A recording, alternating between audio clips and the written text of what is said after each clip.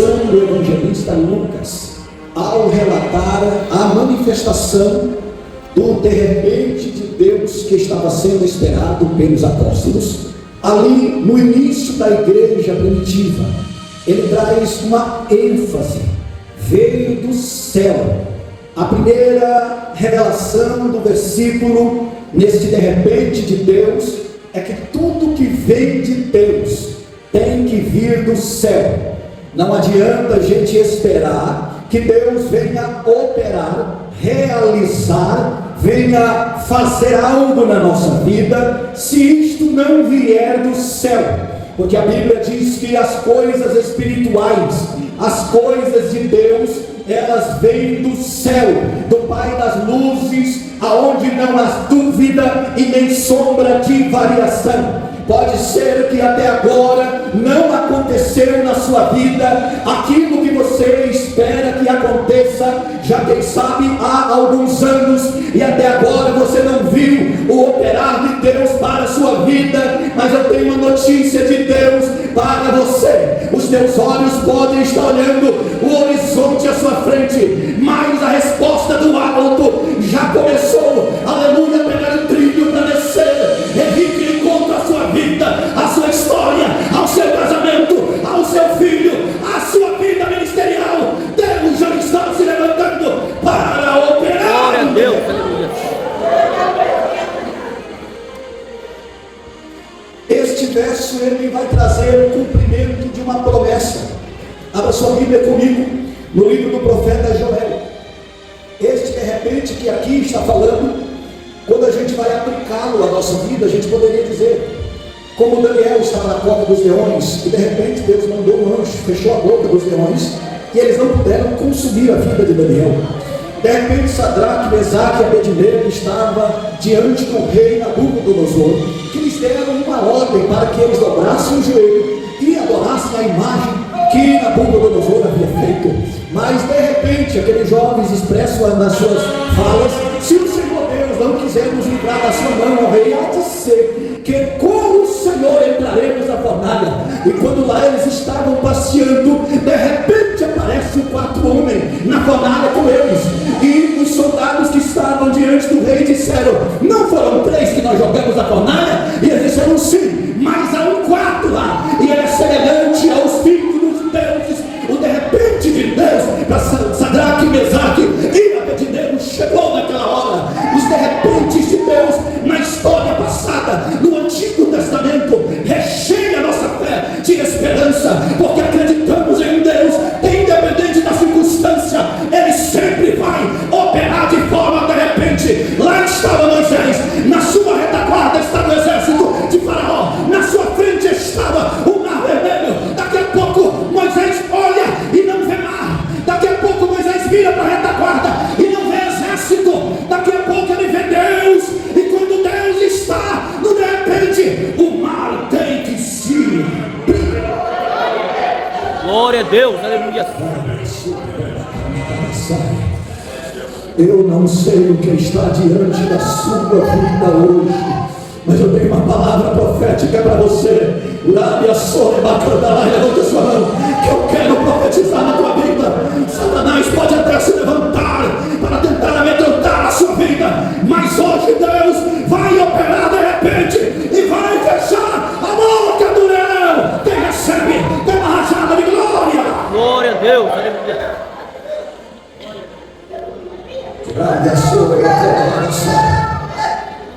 Lá estava o de repente de Deus na fornalha.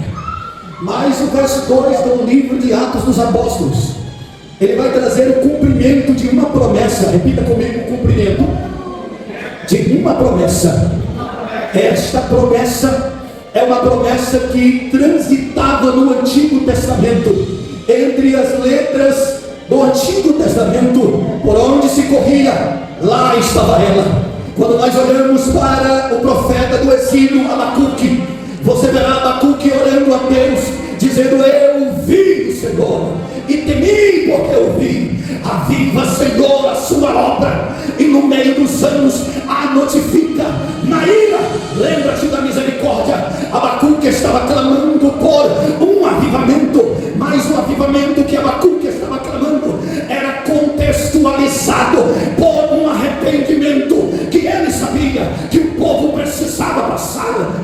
Não existe avivamento genuíno, não existe oração por avivamento genuíno, se isto não passar por arrependimento. Abacuque sabia disso, por esta razão ele teme, porque viu que Deus levaria o seu povo para a Babilônia, para tratar com eles intimamente e falar-lhes ao coração. Um povo que não ouvia, um povo que não temia, um povo que ia para Betel para oferecer culto a deuses abisseu pagão, agora está lá na Babilônia, junto aos rios da Babilônia, se assentavam e choravam, se arrependiam, abaixavam a cabeça e diziam: lá em Jerusalém, nos salgueiros que lá tinha, penduramos as nossas harpas e paramos de adorar, paramos de clamar, mas hoje os nossos inimigos pedem: cante-nos um hino de Sião para alegrarmos a alma. Glória a Deus.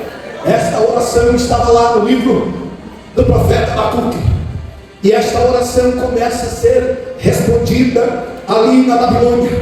Deus provoca um avivamento no meio do seu povo, e este avivamento ele precisava ser notificado periodicamente, porque a igreja, se ela viver o avivamento e não for notificada a respeito do perigo da apostasia, ela volta a se apostatar. A igreja precisa ser notificada, como disse o profeta Abacuque. Então no Salmo 126, lá o salmista diz no versículo 4, acompanhe comigo, Salmo 126, o que diz o salmista: quando o Senhor trouxe dos cativeiros que voltavam a Sião, estávamos como os que sonham, então a nossa boca se encheu de riso e a nossa língua de cântico de alegria. Então se dizia entre as nações: grandes coisas fez o Senhor por eles, e por isso estamos alegres. Já voltando novamente para Jerusalém, regressando da Babilônia, o verso 3 do salmista, no verso 4 diz assim: restaura a nossa sorte, ó Senhor, como as correntes do Negueb. Lá estava o clamor por avivamento, lá estava de repente contextualizado em Atos capítulo 2, aqui não é novo, estava ali na oração do salmista no Salmo 126. Ele sabia que Deus havia provocado um avivamento ainda na Babilônia, mas quando eles estavam voltando, ele dizia: Senhor, aviva a sua obra novamente, nos faz regressar com as correntes do Negueb. Quando você lê o texto e vê as correntes do Negueb, talvez você não compreenda, mas aqui o salmista está dizendo: assim como as montanhas transbordam as águas da chuva, e a misericórdia de Deus chega sobre aqueles que esperam com uma semente, para que essa água venha regar e dar frutos, e novamente dar prosperidade ao povo que espera para plantar. Assim, Senhor, que a sua glória, que a sua presença, que a sua unção venha molhar a terra seca, venha molhar a terra árida, venha encher a minha vida. Venha. Quem está sentindo essa graça aqui? Quem está sentindo essa graça? Ele acabara de viver um avivamento, mas já estava orando por outro. Ele acabara de viver um avivamento, mas já estava orando por outro. O Salmo não revela se esse judeu era o que tinha voltado junto com Milquias, o sacerdote, para a restauração do templo. Mas quando Milquias chega juntamente com esse povo, que antes ia para Betel adorar a imagem, agora estão indo para Jerusalém para quê? Para restaurar o culto. Quando eles chegam em Jerusalém, o que eles viram? Mar. Eles viram devastação, um mar de destruição, um mar de pedras sobre pedras, total destruição. E eles olham de um lado para o outro e se lembram do avivamento que pediram ainda na Babilônia, se lembram do avivamento que pediram em curso de volta para Jerusalém. E quem sabe o sacerdote Milquias diz: e agora? O que faremos? Alguém olha para ele e diz: sacerdote, faremos o seguinte: antes de tudo, entre nos escombros da casa de Deus e procura pelo livro, porque quando achares o livro e lê-lo, então esses escombros já estarão de pé, porque sem o livro, sem a palavra, não tem como viver o de repente de Deus. Glória a Deus, aleluia. O sacerdote encontra o livro, pega o livro e lê o livro para o primeiro grupo que voltou com ele. Deus restaurou Jerusalém. Esdras vem, recupera o templo. Um avivamento está sendo enviado para Jerusalém. De repente vem Neemias, reestrutura toda a parte de segurança do reinado.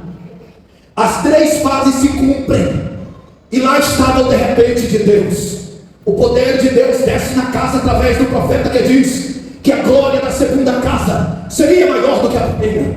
E na consagração do templo, Deus manifesta uma glória poderosa, porque as 3 etapas do avivamento haviam sido concluídas. A primeira etapa encontrou o livro e leu o livro. A segunda etapa reconstruiu um culto verdadeiro. Pararam de adorar em Betel o bezerro, pararam de levantar altar para adorar Deus pagão, haviam restituído o culto. Na terceira fase, Neemias chega para restaurar as fortalezas. A igreja de Deus é cercada por algumas fortalezas essas conhecidas como oração. Uma igreja que vive de repente de Deus, não vive porque Deus acha ela bonitinha, engraçadinha, não, vive porque ela vive em constante oração. Uma igreja que ora, ela ouve profecia. Uma igreja que ora, ela ouve a palavra. Uma igreja que ora, ela é viva. Uma igreja que ora, ela espanta a carnalidade. Uma igreja que ora, ela vê milagre. Uma igreja que ora, ela pode viver o sobrenatural de Deus, de Deus, de Deus, de Deus, de Deus. Tem igreja que ora aqui, deixa eu ver. Tem igreja que ora aqui, deixa eu ver. A igreja que ora, ela é diferente. Ela não fica mendigando uma palavra na internet. Ela fecha a porta no seu quarto e vai para a oração. E lá no seu quarto fechado, ela fala com o seu Pai do céu. Por isso essa igreja está de pé, porque essa igreja conhece o segredo da oração. A igreja, para viver esse de repente de Deus, que no passado é vinculado a exatamente esse mesmo tema, eles buscavam por avivamento constante. Jesus, com o cumprimento da promessa de Deus, nasce, começa o seu ministério, inicia operando um milagre em Caná da Galileia, transformando a água em vinho, mudando a história e o rumo daquilo que parecia derrotado. Jesus prossegue curando enfermos, ressuscitando mortos, curando fluxos de sangue, operando de forma espetacular. Mas Jesus sabia muito bem que ele iria entregar-se ao Calvário, que ele iria morrer. Morrendo o líder, o maioral, o gigante, é propício que aqueles que seguem esse grande líder venham a se dispersar. Jesus então chega de frente ao Calvário. O texto é claro, o texto é genuíno, quando a Bíblia diz que Jesus precisava se entregar para morrer pelos pecadores. Mas Jesus sabia que após a sua morte, alguns se dispersariam, alguns tomariam rumos ignorados. De repente está indo 2 discípulos pelo caminho de Emaús, tristes, cabisbaixo, já tinha esquecido dos milagres, já tinha esquecido das curas, já tinha esquecido do quanto Deus é fiel. Existe momento na nossa vida que parece que Jesus morreu na nossa história, parece que Deus não fala mais, parece que nada está acontecendo, o céu é de bronze, nada está acontecendo. Mas de repente Jesus se aproxima deles e diz: o que é que vocês comentam entre vós?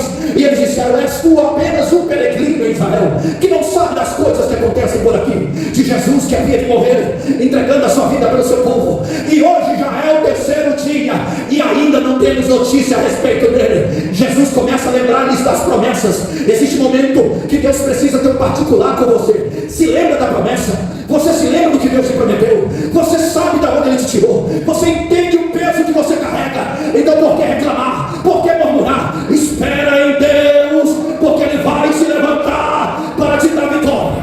Glória a Deus. Espera em Deus. Quando então eles iam se aproximando de sua casa, a noite ia caindo, e eles dizem àquele peregrino que era o próprio Jesus: o senhor não pode continuar porque o caminho é perigoso, entre para casa conosco e pernoita aqui. Sentaram-se na mesa para se alimentar e deram a oportunidade para o peregrino orar e partir o pão. Quando ele levantou o pão para orar, então eles perceberam que era o Senhor. Olharam uns para os outros e disseram: você não sentia que quando ele falava, o nosso coração queimava? O nosso coração queimava. Avivamento é isso, é voltar a queimar o coração, é voltar a sentir desejo e compaixão por alma. Não existe avivamento sem o coração queimar. Queima o coração ao ouvir falar desta obra, queima o coração ao ouvir falar desse poder, queima o coração quando dobra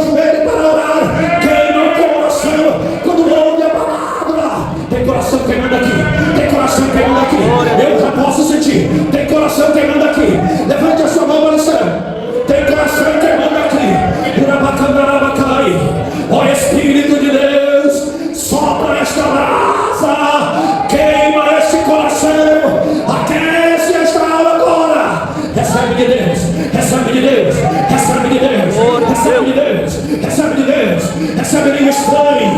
Renova agora, Jesus. Renova agora, Jesus. Ele está aqui. Por Abacandarábia, deixou de Abacandarábia. Tem aqui esta noite corações sendo assombrados. Sopra Espírito. Sopra Espírito. Sopra Espírito. Sopra Espírito. Agora Deus está arrancando cinzas do seu coração. Deus está arrancando cinzas da sua alma. Ele está aquecendo a sua fé. Ele está aquecendo a sua vida. Recebe essa noite.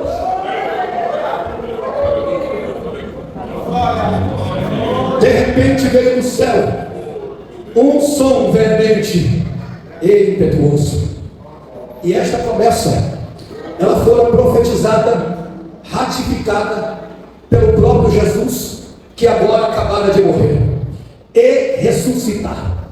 Jesus sabia do compromisso que a igreja teria de combater contra um exército que não carrega escudo nem canhão, mas contra um exército de potestade das trevas e do ar.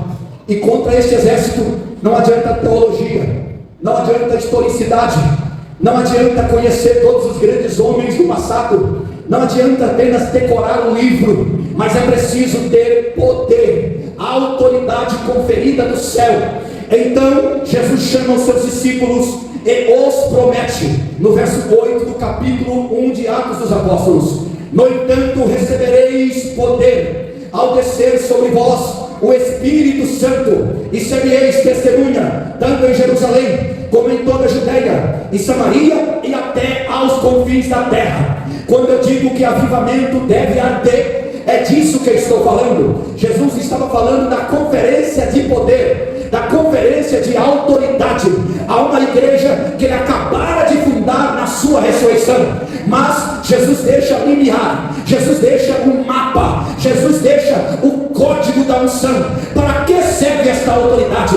Esta autoridade é para que você seja testemunha, é para que você possa testemunhar. Essa autoridade não é para ganhar dinheiro como estão fazendo por aí. Esta autoridade não é para enganar a ovelha como estão fazendo por aí. Esta autoridade não é para abrir portas para o pecado dominar o povo. Esta autoridade é uma autoridade conferida para que possamos ganhar almas, ganhar vidas, e ir em busca dos pecadores. A igreja estava esperando, os dias se passaram, e aí que o verso 2 nasce na história. E de repente veio do céu um som, como de um vento veemente e impetuoso, e encheu a casa.